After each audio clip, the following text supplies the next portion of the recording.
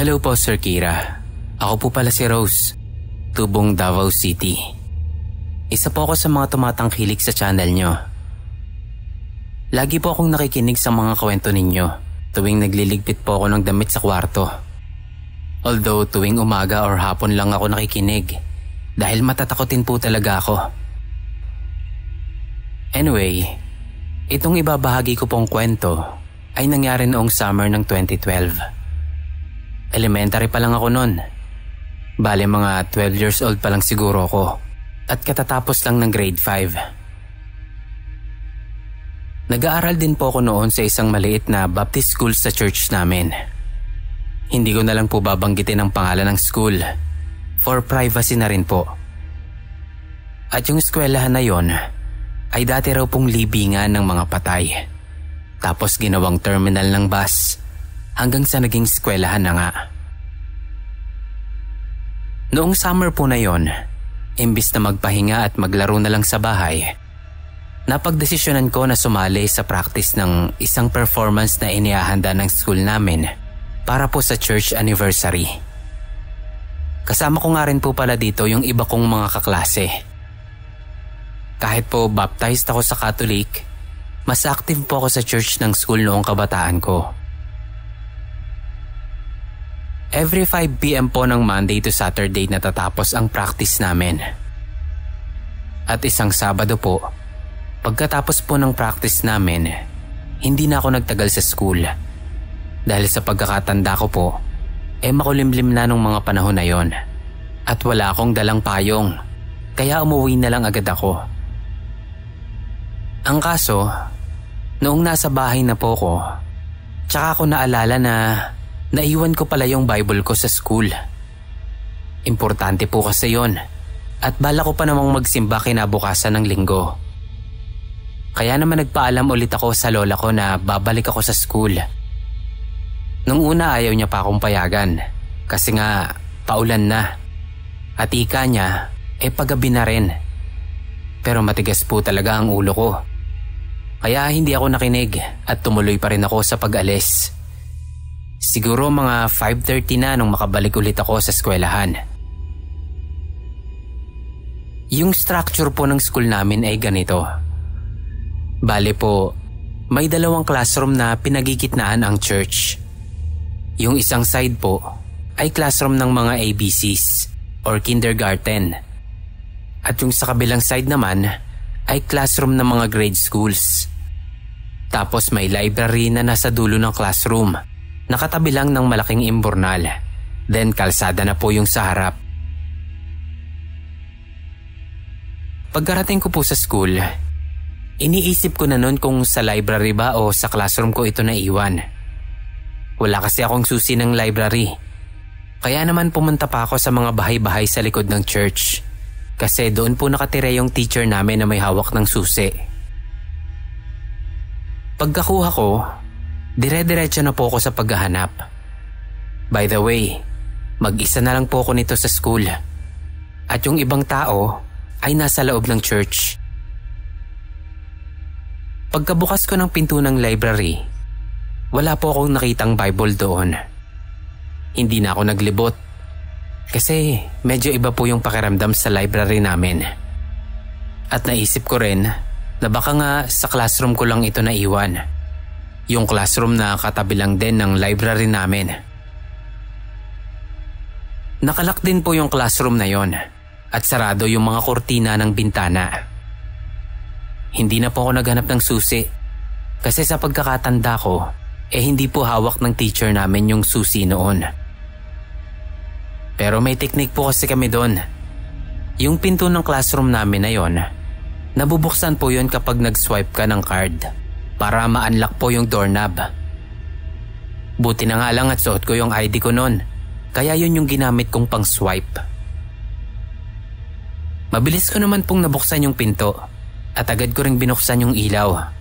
At saka ko nakita yung Bible ko na nakapatong pa sa baunan ko. Pareho ko pala itong naiwan. Sabi ko pa nga sa sarili ko noon, ay tanga, hindi lang pala Bible ang naiwan ko, pati pala baunan ko.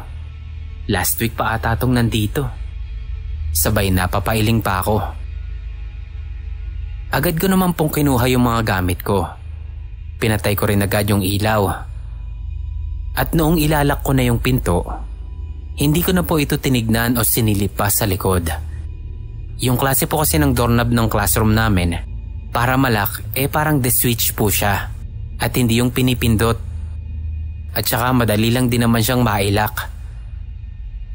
Ang kaso, sa kung anumang dahilan, hindi ko siya magawang mailak. Parang nagpapaikot-ikot lang po ako ng kamay sa likod. Kaya idinungaw ko po yung ulo ko sa likod ng pinto. Pagkadungaw ko, agad kong napansin yung figura ng tao na nasa gilid ng pintuan. Hindi ko nga agad na-realize yun. Mabilis po kasi yung pagkilos ko at yung mga pangyayari. Nang maisara ko na yung pinto, napahinto ako saglit. Iniisip ko pa kasi nun kung ano yung nakita ko. Kasi alam ko po talaga na naglak ako ng pinto kanina.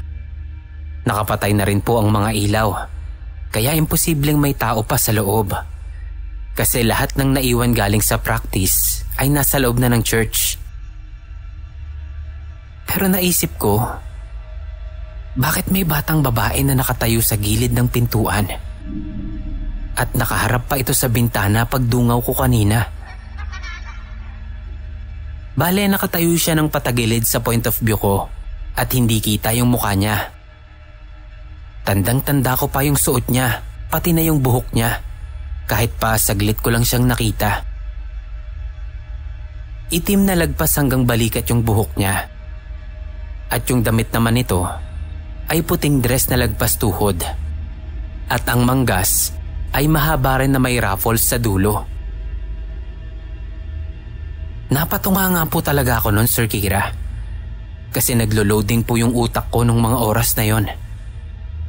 At nang mapagtanto ko na hindi ordinaryong bata yung nakita ko. Kasi wala naman po sa amin ang nakasuot ng ganoong damit noong araw na yon. Mabilis na akong tumakbo nun papasok ng church at ikinuwento ko sa mga tao doon yung nakita ko. Takot na takot ako nun kasi hindi ko po talaga inaasahan na may magpapakita sa akin. Hindi ko na rin tanda ang reaksyon ng ibang church members nun. Gawa nga ng takot sa biglaang pagpaparamdam sa akin. Basta ang alam ko, nagpahatid ako nun sa mga kaklase ko hanggang sa gate ng school namin. Natakot din po sila sa kwento ko. At habang hinahatid nga nila ako, ay titig na titig kami sa bintana ng classroom. Mahangin na din kasi nun at gumagalaw na yung mga kortina. Wala naman kaming nakita na ulit, pero napatili kami sa takot. Nagsitakbuhan na pabalik sa church yung mga naghatid sa akin. Ako naman, tumakbo na pauwi.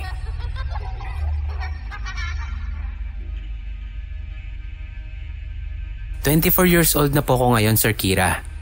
Sa Antipolo na rin po ako nakatira, kasama ang aking live-in partner. Kahit po isang dekada na ang nakakaraan, tandang-tanda ko pa rin po ang pangyayaring yon at ang tindig ng batang multo. Balita ko rin po sa mga dati kong schoolmates, meron pa rin daw po talagang nagpaparamdam doon sa school. Tulad noong isang insidente, na habang naghihintay daw yung mga nanay at yung mga yaya sa dismissal, may isang yaya daw po ang nakapansin na may batang lalaki ang sumisilip-silip sa kanila mula doon sa bench ng CR ng mga lalaki. Malapit lang po kasi ang waiting shed ng parents at guardians doon sa comfort rooms.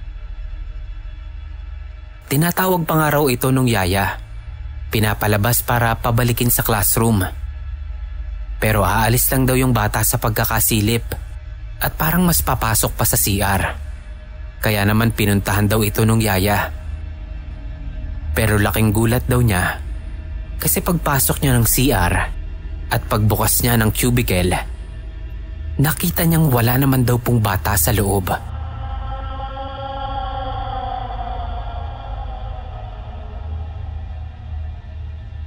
Ilang beses pa raw nangyari yon. Pero hinahayaan na lang nila at hindi na lang din pinapansin. Naalala ko nga rin na baka yung batang babaeng multo na nakita ko ay siya ring nakita ng dati kong kaklase na nakaupo sa isang desk. Same classroom din po yun kung saan ko siya nakita. Sa akin naman po, hindi na rin naman nasundan ang pangyayaring yun. Siguro ay nagambala ko lang siya nung mga oras na yon, nung bigla-bigla ko nalang binuksan yung pinto at ilaw. Kaya siya nagpakita sa akin. Hindi naman po kasi talaga bukas yung third eye ko. Pasalamat na lang din ako sa Diyos na hindi nito ipinakita yung mukha niya sa akin. Baka kasi nahimatay ako noon pagka ganun ang nangyari.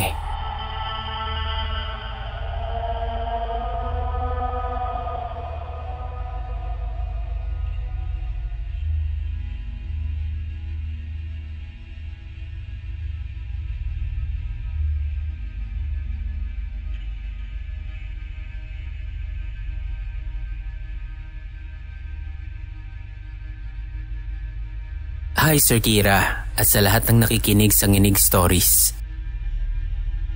Gusto ko lang po sanang ma-share ang nakakakilabot kong story. Sana mapasama sa mga mainanarrate mo sa YouTube channel mo. Maikli lang po itong kwento ko. Kayo na po sanang bahala. Ako po si Regine from Cagayan de Oro. At naranasan ko po ito noong nasa senior high pa lang ako sa isang sikat na pribadong paaralan dito sa amin. Gabi na nun, galing ako sa practice para sa gaganaping science quiz competition. Dalawa kami nun. Yung isa kong classmate, dance practice yung sinalihan. Lumapit siya sa akin at nagtanong kung mayroon pa bang tao sa room namin. At makikisuyo na lang daw siya na ipadala yung bag niya kasi nandun daw yung tumbler niya. Sabi ko wala nang tao sa classroom. Pero sabi niya nauuhaw na raw kasi siya. Kaya naman ako na lang ang pinakiusapan niya na kunin yung bag niya sa classroom namin. Nasa 4th floor pa yung classroom namin, Sir Kira. Pero pumayag na rin ako kasi alam kong pagod siya galing sa practice.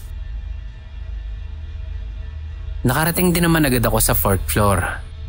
Bukas pa naman ang lahat ng ilaw ng hallway. Second to the last yung classroom namin. Pagpasok ko ng classroom, kinuha ko agad yung bag ng classmate ko. Palabas pa lang ako ng room nun nang biglang magpatay-sindi yung ilaw sa hallway. Nakaramdam ako ng konting takot pero binaliwala ko lang yon. Inisip ko na baka papunti na yung ilaw. Nakaramdam din ako ng ihi nun. Kaya naman dali-dali na akong pumunta sa CR, which is katabi lang rin ng room namin. Habang umiihi ako, may biglang sumitsit sa kabilang cubicle. Tapos nagsalita siya. Ang sabi niya, "Uy, gabi na. Ba't nandito ka pa sa paaralan?" Sabi ko naman, may sasalihan kasi akong quiz eh. Nagpa-practice pa kami ng mga possible questions." Pagkatapos nun, hindi na siya nagsalita. Tumahimik na sa loob ng CR. Pagkatapos ko, ay humarap ako sa salamin. Pagkatapos ay naghugas ng kamay sa lababo. Bago pa ako lumabas ng CR, kinatok ko yung cubicle kung saan ko narinig yung nagsalita kanina. Sabi ko, "Miss, matagal ka pa dyan? Lalabas na kasi ako eh. Gusto mo sabay na tayo?" Hindi siya sumagot. Medyo matagal ko ding hinintay yung sagot niya. Kaya naman itinulak ko ng bahagya yung pinto ng cubicle. Bahagya itong bumukas. Hindi pala nakalak.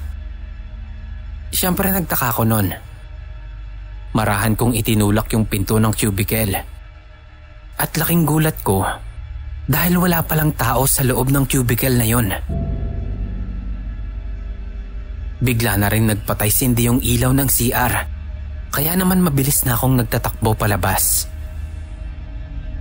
Habang tumatakbo ko sa hallway, namatay na yung ilaw. Binuksan ko agad yung flashlight ng phone ko at saka mabilis na tumakbo pababa ng hagdan. Habang bumababa ako, nakarinig ako ng mga iyak at tawanan at iba't ibang boses yung nadidinig ko.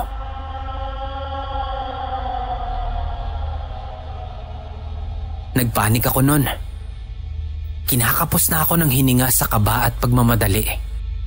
Pero mas binilisan ko pa ang pagtakbo sa hagdan. Muntik pa akong mahulog pababa. Nang makarating ako sa ground floor, natanaw ko agad yung classmate ko. Humagulgul ako ng iyak. Tinatanong niya ako kung bakit. At sinabi ko naman sa kanya ang lahat ng nangyari. Inaya niya ako sa tabi noon pagkatapos ay nagdasal kami.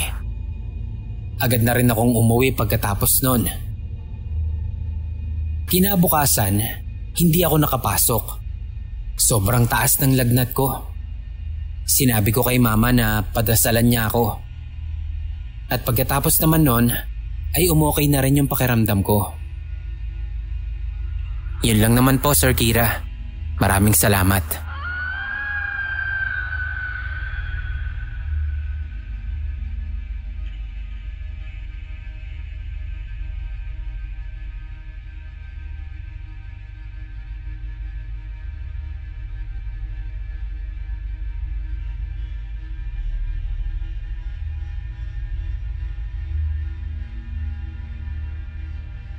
Magandang araw po sa iyo, Boss Kira. Ako po si Yel from Cavite. Hindi ko po tunay na pangalan. Matagal na po akong fan ng Inig. Nagsimula po akong makinig sa inyo sa Spotify noong kasagsagan ng pandemic. Simulan ko na po ang kwento. High school po ako nito sa Pasig. Graduating student. Gumagawa po kami ng final research namin sa physics ng best friend ko. Itago na lang po natin siya sa pangalang Ann. Hindi na po lingid sa kaalaman ng lahat ng kaibigan, kapamilya at kakilala ni Ann na ang bahay nila ay pinamamahayan ng isang partikular na entity.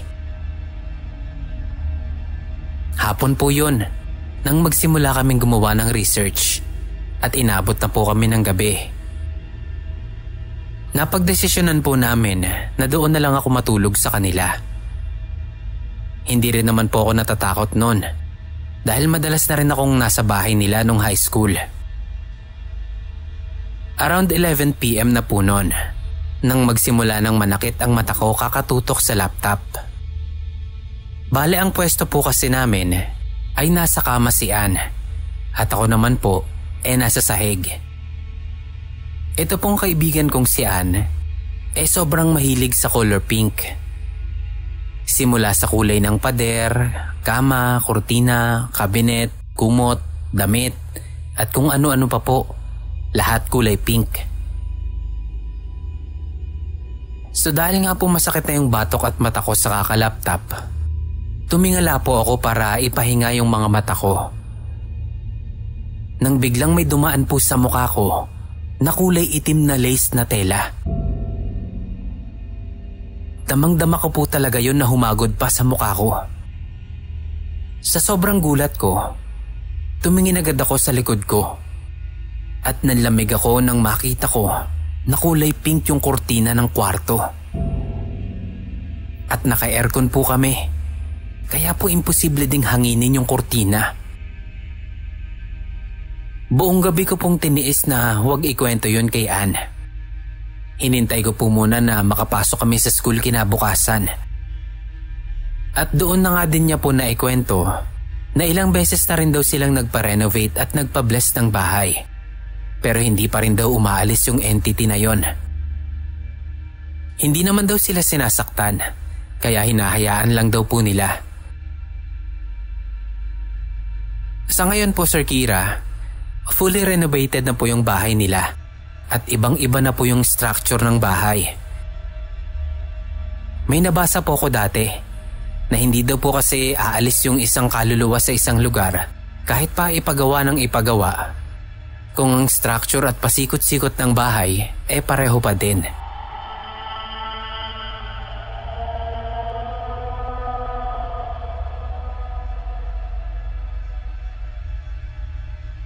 Ang sunod ko naman pong kwento, nung college na po ko.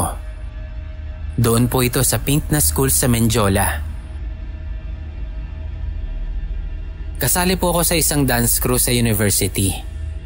At itong mga panahon na to, ay may pinaghahandaan po kaming sayaw para sa sport fest.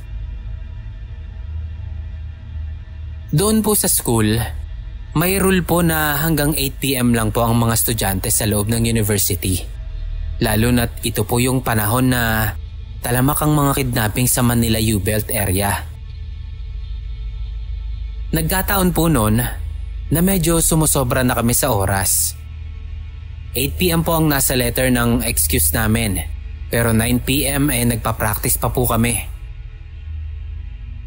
Nagkataon noon na natsyempohan kami ng rumorondang guard. Sinabihan kaming umuwi na, pero nakiusap po yung coach at president ng group namin na kung po pwede ay last run na po ng sayaw namin. Pagkatapos ay magpa-pack up na kami. Naawa naman po si guard, kaya pinagbigyan niya po kami at babalik daw po siya after 10 minutes. Kami nga po pala noon ay nasa DCTH 202. Isa po itong room sa old buildings ng Pink na school na yon. Di eto na nga po. Sumigaw na ang coach namin na last full run na daw po ng sayaw namin para makita po yung progress ng sayaw at para maiayos yung mga parts na kailangang ayusin. Nagsimula na po kaming humataw ng sayaw. Nang sa kalagitnaan ng pyesa, bigla pong namatay yung ilaw sa loob ng classroom. Pero yung ilaw sa hallway nakabukas pa rin. Ang rooms po kasi namin ay may malaking glass panel na pahaba sa itaas ng pintuan at pader. Kaya po kitang-kita ang mga ilaw sa hallway. Somatic po, pagkapatay ng ilaw sa room, ang unang tingin po naming lahat ay sa may glass panel sa labas ng hallway. Dahil na rin nga siguro sa instinct, dahil yun na nga lang yung light source. Sir Kira, hindi niyo po alam kung gaano kami kabilis naghakot ng mga gamit namin nung gabing yon. Nang makita naming lahat na may mabilis na dumaan sa may itaas ng salamin. Babaeng nakalutang at nakasuot ng makalumang sayang itim.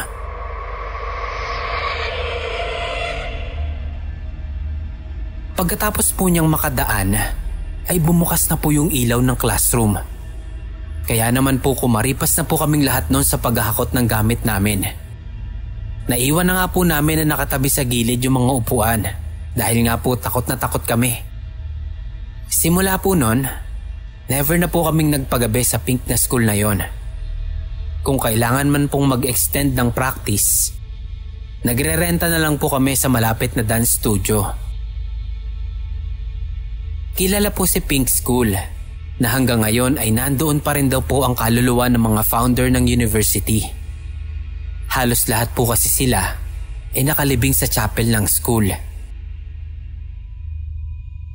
Nung una po, hindi talaga ako naniniwala. Kahit marami nang nagsasabi na nag-iikot pa daw po doon gabi-gabi yung founders ng nasabing university. Not until kami na nga po ang makaranas.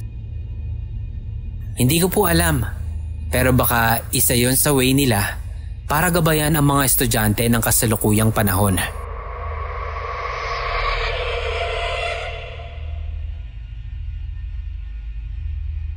Hanggang dito na lang po, Sir Kira. Sana po mapili itong kwento ko. At pasensya na po kung hindi gaanong nakakatakot. Kayo na pong bahala kung paano nyo inanarrate itong story ko.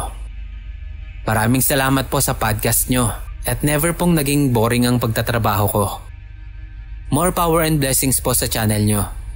God bless po sa ating lahat.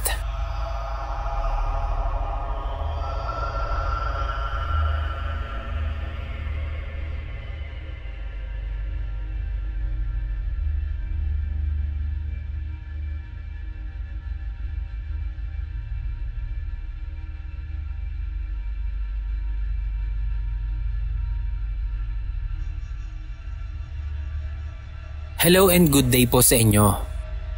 Itago niyo na lang po ako sa pangalang Maya. Matagal na po akong listener ng Inig Stories. Ngayon, gusto ko naman pong mag-share ng sarili kong karanasan. 8 years na po ang nakakalipas. Pero madalas pa ring sumasagi sa isip ko itong isa sa pinaka nakakatakot na nangyari sa akin doon sa school namin. 3rd year high school po ako nung mangyari ito. Laking Catholic school po ako ever since. May pagka-creepy dahil sobrang luma na rin talaga ng school na yon. At talaga namang sobrang dami din ng mga kwentong kababalaghan ang kumakalat sa eskwelahan namin. Pero hindi po ako naniniwala noon.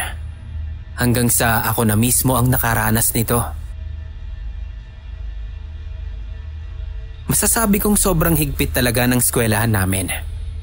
Bilang Catholic school nga ito. Maliban sa school ID na laging dapat suotin, parte na rin po ang nameplates sa uniform namin.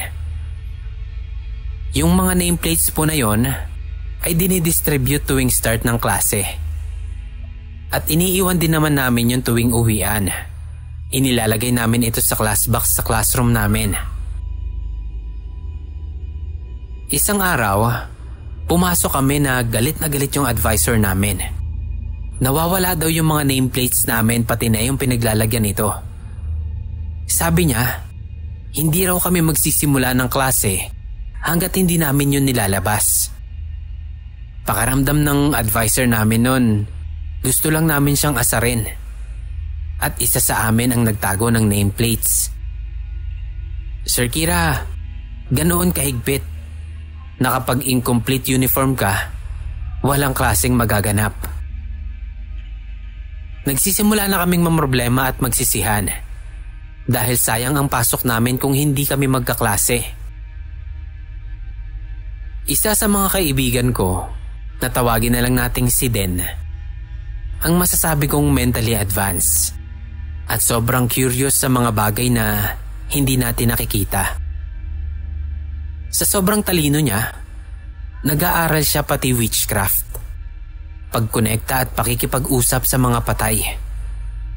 At kasama sa mga inaaral niya ay ang pagbukas ng portal sa ibang mga dimensyon. Tara, samahan niyo ako sa 3rd floor. May alam akong makakatulong sa atin. Bulong sa amin ni Den. 3rd floor? Gusto mo bang lalo tayong malintikan? Inis na sabi ko sa kanya. Yung 3rd floor po kasi na sinasabi niya, Sir Kira, ay forbidden area po sa school namin. Bawal talaga kaming pumunta doon. Dahil maliban sa abandonado na to, malas at haunted din daw po iyon. Madilim daw doon dahil wala nang ang mga ilaw. Ang nagsisilbing ilaw lang sa buong floor na yon ay yung dark green na shade ng mga bintana na nakasara pag natatamaan ng araw.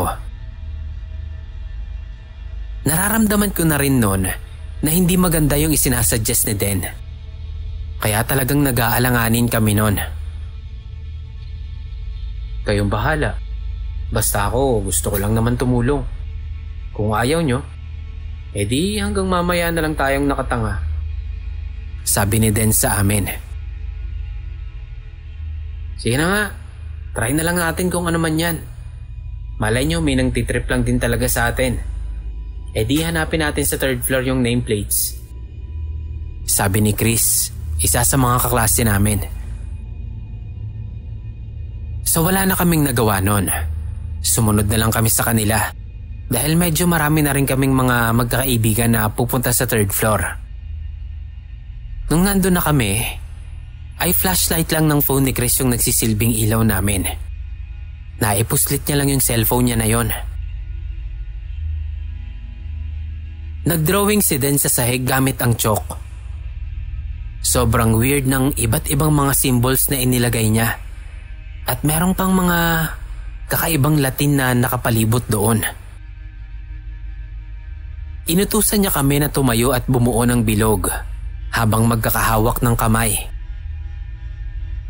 Walang bibitaw sa pagkakakapit ha. Walang aalis sa bilog kahit anong mangyari.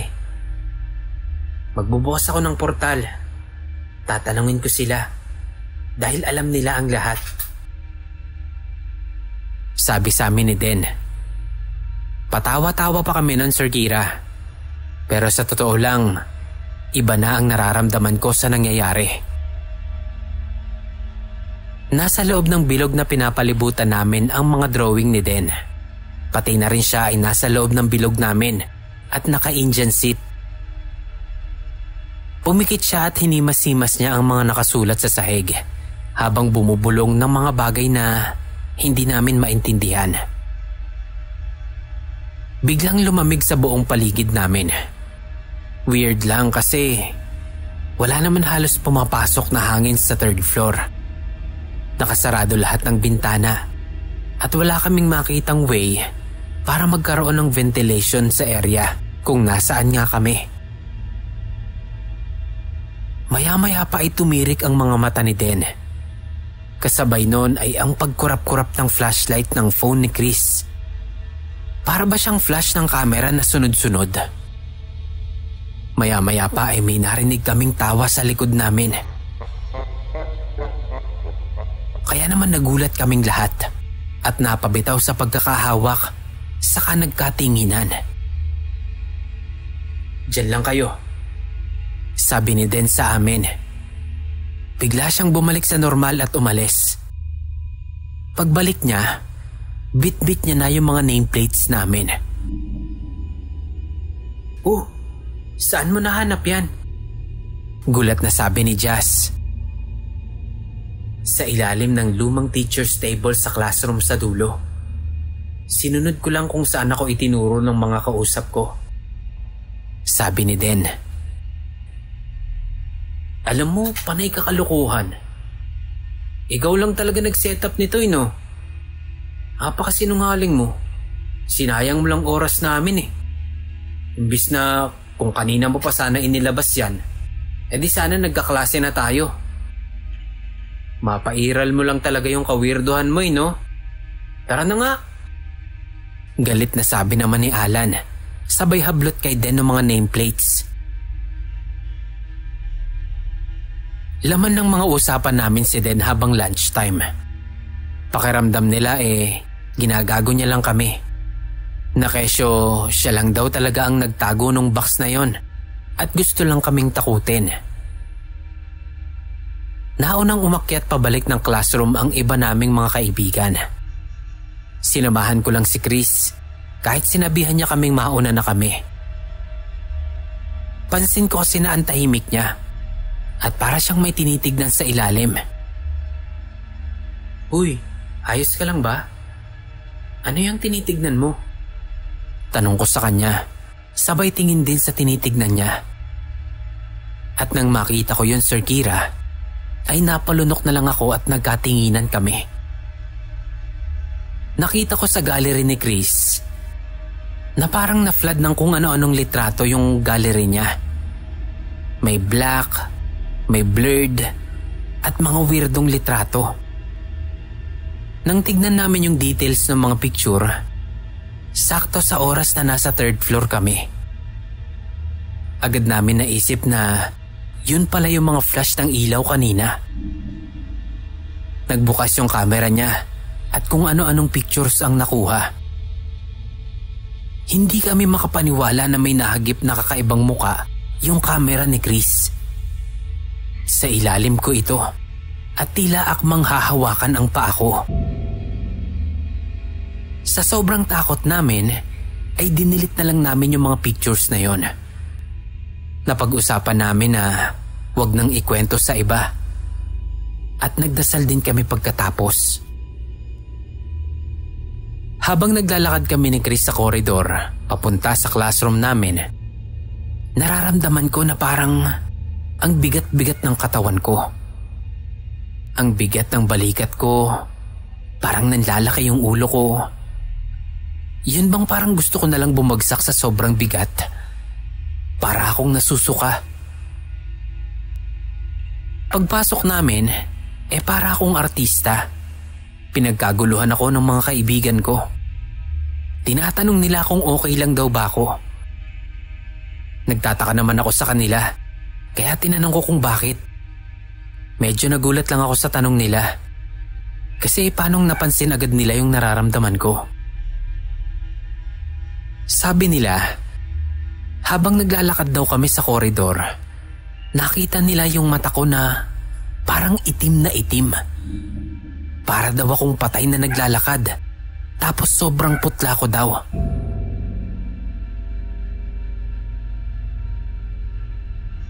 Agad akong nagpasama sa klinik noon dahil nanlalamig na rin talaga ako at parang lalong bumigat yung katawan ko. Nagpasundo ako ng maaga sa nanay ko noon at pag-uwi ko sa bahay, diretso ako sa CR para sumuka. Pagkatapos noon, dumiretso na ako sa kwarto para matulog. Parang naririnig ko pa nga po yung tatay ko noon na tinatawag ako. Pero hindi ko na lang pinansin dahil para na rin akong nabibingi dahil sa sama ng pakiramdam ko. Nang magising ako nung mga bandang 9:00 ng gabi, naramdaman ko na magaan na at mabuti na yung pakiramdam ko. Pagpunta ko sa sala, agad na bumungad sa akin yung tatay ko. "Maya, anong nangyari?" Seryoso at medyo pagalit na sabi ni tatay. "Po? Anong nangyari?" Litong sagot ko naman. "Magsabi ka ng totoo. Anong ginawa mo?" Ramdam ko noon na hindi nakikipagbiruan ng tatay ko. Pero hindi ko talaga magets yung tanong niya. "Po? Ano po ba yun? Wala naman po akong ginawa pa. Sumama lang po yung pakiramdam ko kaya ako nagpasundo." Medyo kinakabahang sagot ko. "Ang dami mong sakay."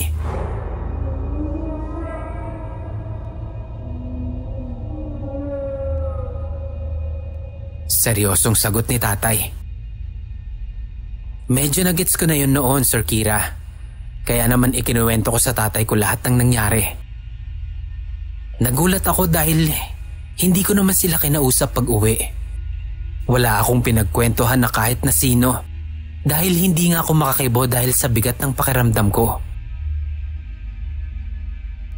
Gifted po talaga si Daddy pagdating sa mga ganong bagay. Nakakakita talaga siya at sobrang daming experience pagdating sa mga paranormal at supernatural stuffs. Magmula pa nung bata pa siya. Sinabi niya sa akin na maraming sumakay at sumama sa akin pa uwi ng mga kaluluwa. Iba-ibang klase raw. Yung isa raw, babae na nakasampa sa balikat ko. Takot na takot daw si Daddy nun. Kaya nag-pray over siya at binless niya raw ako at ang bahay namin habang natutulog ako.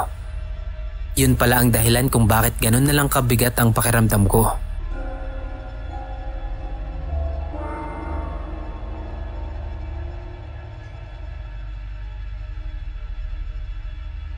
Pagpasok ko kinabukasan, agad kaming tinawag ni Den dahil hindi niya raw pala naisara yung portal na binuksan niya. Dahil na rin nagbitiw-bitiw kami at nabuwag yung bilog. Kinumusta niya kami kung mayroon daw ba kaming naranasan o naramdaman na kakaiba.